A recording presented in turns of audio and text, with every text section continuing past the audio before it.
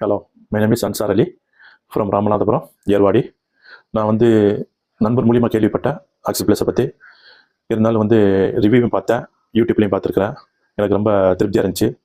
அதற்கு இடையில் நான் இதுக்கு முன்னாடி எனக்கு லெக் பெயின், வேறு ஹிப் பெயின்னா பயங்கரமாக இருந்துச்சு. எழுந்து நடக்க கூட முடியாது, வலிக்க பெயினாக இருக்கும். நானும் 2-3 டாக்டர்கள்ட்ட, சென்னையில் பிரபலமான டாக்டர்கள்ட்ட, எக்மோர், வடபழனி அந்த மாதிரி ஆர்த்தோ சம்மந்தப்பட்ட டாக்டர்கிட்ட காட்டினேன். எங்கள் ஏரியா மண்ணடியில் கூட காட்டினேன். ஒன்றும் சரியாகல. கிட்டத்தட்ட 6 மாதம் ரொம்ப கஷ்டப்பட்டேன்.